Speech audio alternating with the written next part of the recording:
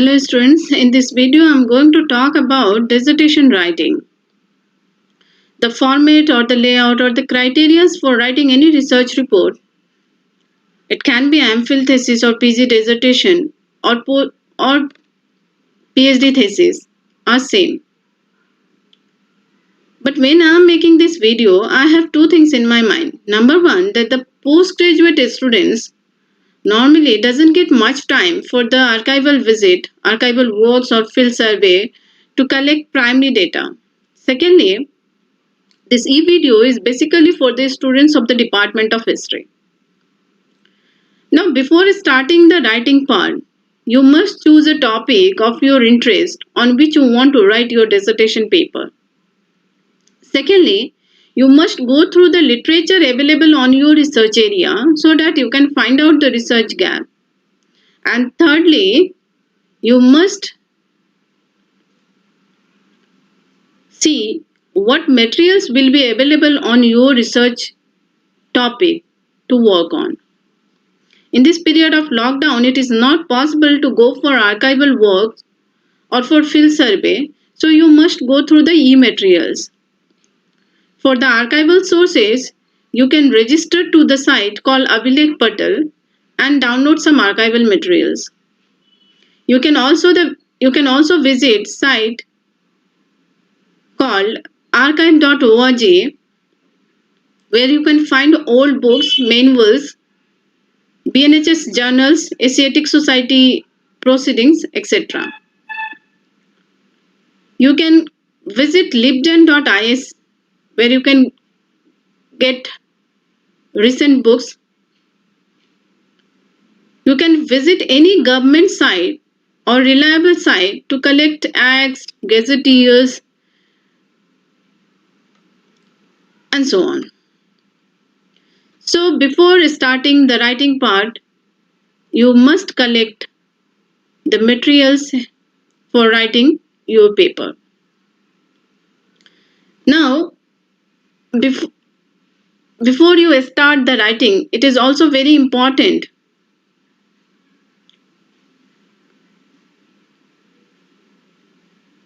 to know the significance of the dissertation writing, which we will be seeing in the next slide. So you may have great ideas in your mind, you may have a great hypothesis in your mind, you may have good objectives or research questions with answer in your mind, but your research work is undone or unfinished if you cannot produce it in the writing form. Secondly, any good research should be made available to the audience, and how we can make it available to the audience only by the writing.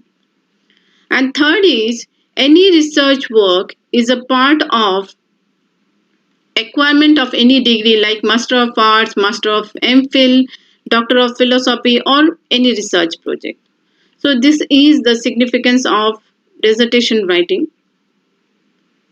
From the next slide, we'll see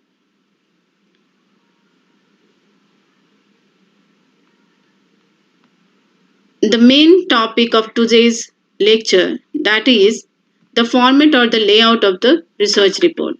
So first section is the preliminary section, and it basically consists of the title page, the certificate by the supervisor, bona fide by the student or by the candidate themselves, list of tables, charts, maps, glossary, list of abbreviation, and table of content. It will also include acknowledgement or preface part. Then the next is the main body, which is the main part of the research report. It consists of the finding of your research report. One can divide the finding of the research report in various chapters. It can be 6, it can be 7, or it can be even more than that. The third is the reference section, in which you refer the materials which you have used in writing your research report or preparing your research report. So we'll start with the preliminary section. In the preliminary section, the first is the title page. So when you are writing a title page or when you are preparing the title page, you must have the title of your study on the above, then the degree of requirement of being fulfilled, the name of the candidate, name of the institution to which the report is being submitted, and the date of the submission of the report. Once you prepare your title page, it will look something like this. The title of the project is A Study of Environmental History of West Bengal during colonial period. The degree for which I am submitting the thesis. The name of the candidate, the logo of the university, department and the name of the university in which I am submitting my project, and the date of the submission. The format of writing title page can vary. University can fix their own format, but normally we can follow this format. Secondly, preface or acknowledgement. You can skip the preface part if you have nothing much to say about the purpose or the scope of the report. But you cannot escape the acknowledgement part. You must acknowledge your thanks to your supervisor, to the librarians, to the lab technicians, or whoever has helped you or inspired you for this research project or the research work. So you must write acknowledgement. Then the table of content.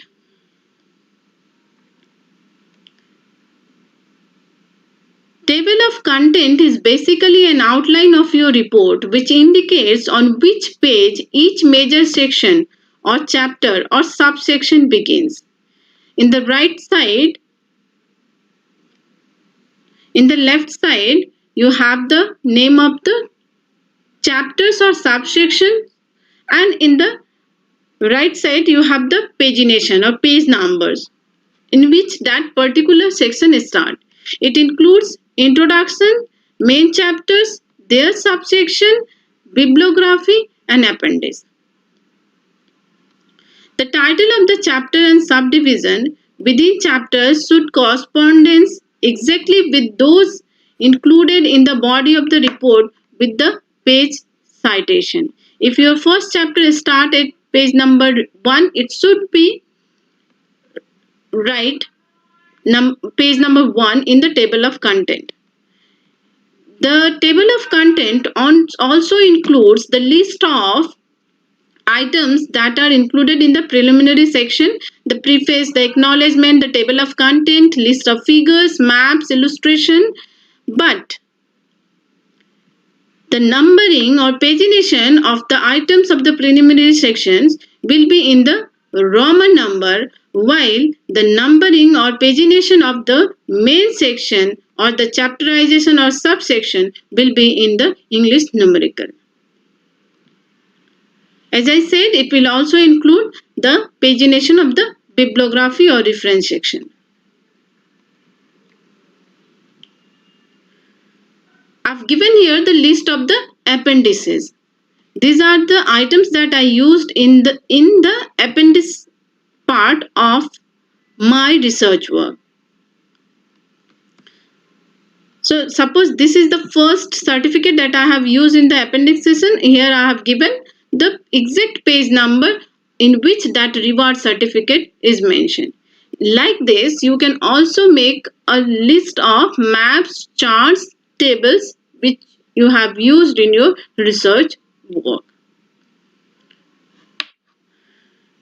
And in this way, you can also make a list of abbreviation or list of glossary, but you don't need to make a chart like this for the glossary and the abbreviation section. Then the main body of the research, it is the main you can say work of your research, and it starts with the introduction section.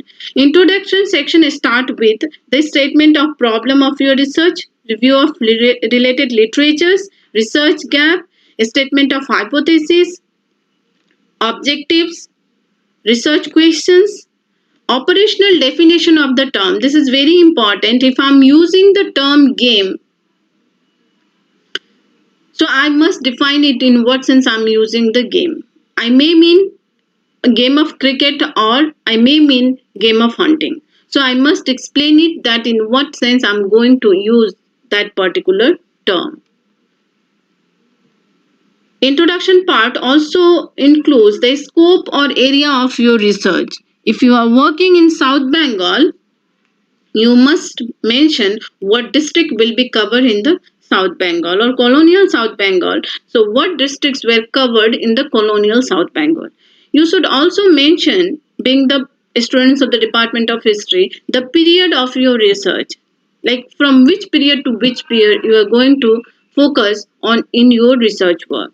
Then methodology, as far the methodology is concerned, the method for the history students are basically empirical, and the materials that we consult are basically the archival or field survey or the secondary sources like books and articles.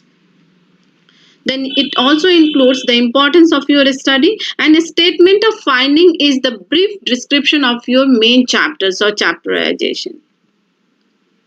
Then you can divide your main chapters in various chapters. It can be 6, it can be 7, or it can be more than that. You will divide the chapters according to your objectives or hypotheses.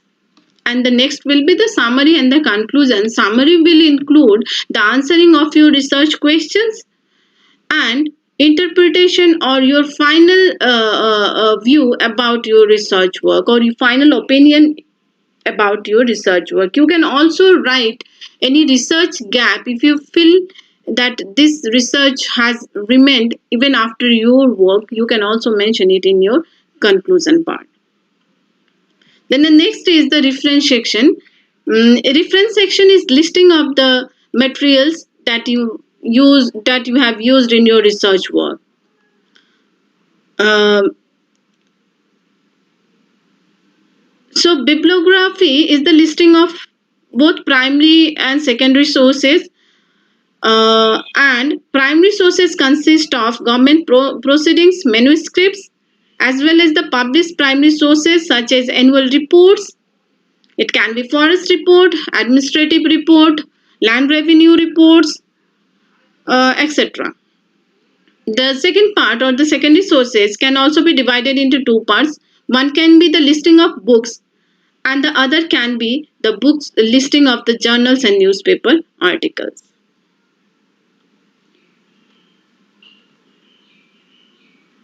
Now, there are various systems of referencing such as APA, MLA, MHAR, which is also called as Chicago style of writing. But in social science, we basically follow APA style of writing. So, in APA style of writing, when you are referring any book, the format will be like this: name of the author, last name first, date of publication within bracket, title underlined in italic forms, and place, publisher, and the number of the volume if the book has a number of volume. Like C.R. Kothari, last name first, year of publication, name of the book in italic form, name of the place where the book has been published, and the publication house. When you are referring to a journal article, the format will be like this: name of the author, last name first, date of issue, title of the article, name of the periodical, underline to italic form, name of the number of volume, and the pagination. Like this: Robert V. Rosa, year of publication, within bracket, the name of the journal. Here, the name of the journal will be in italic form and not the title of the paper. Then the volume number and the page number in which that journal is, in which journal that article can be found. Now, what is appendix? Appendix is the set of questions that you ask to an interviewer. It can be a questionnaire, it can be sample information, it can be mathematical derivation, it can be tables, it can be a map which you cannot give it in the main text, you can include it in the appendix part. What is index? Index is an alphabetical listing of names, place, topics along with the number of the pages in the book or report on which they are mentioned or discussed. You can skip the index part, but it is very important to give the appendix part in your research report. Now, how to treat a quotation? We use quotation to second our opinion, or to strengthen our opinion. So whenever you use any quotation, it should be within the quotation mark. This is the quotation mark. So like this you can use the quotation. But if your quotation is more than 4 or 5 lines, when it is lesser than 4 or 5 lines, it can be a part of your normal text. But if it is more than 4 or 5 lines, it should be separated from the main text first. Second, it should be half an inch indented to the right side from the normal text margin, and it should also be within the quotation mark. Now, footnotes. The purpose of footnotes is the immediate referencing or the cross reference or citation of authorities and sources, acknowledgement or explanation of any term. Like if I'm using the term utilitarian in that particular page, in what sense I'm using or what I mean by calling utilitarian, I must mention it in the footnotes. Or you may not mention it, but if you want to mention it, you can make it in the footnotes thing. Then footnotes are placed in the bottom of the page on which the reference or the quotation which they identified and supplements ends. If I'm using the footnotes here, it will be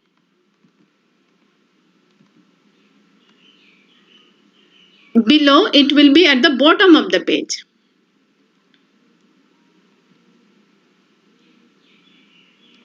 And it is also half an inch or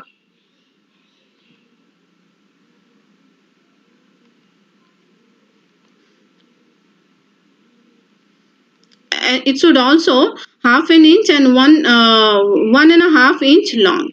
Like here, if I'm writing any footnotes, it will be like that. It will look something like that if I'm giving the footnotes here. If this is the main text and I'm using a footnote here, it will be like this.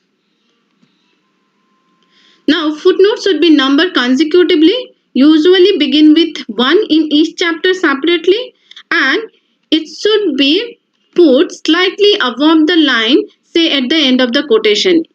If I have to give footnotes here, it should be here, not in the same line. And at the foot of the page, again, the footnotes numbers should be indented and typed a little above the line. Thus, consecutive number, if the footnotes is here, suppose this is number 1, the main line will start here. It's a bit above. Again, footnotes are always typed in single space, but they will be divided from one another by double spacing.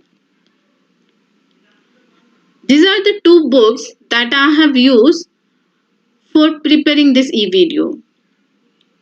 One is by C.R. Kothari, and the name of the book is Research Methodology, and the second is Methodology of Educational Research by Lokesh Goyal.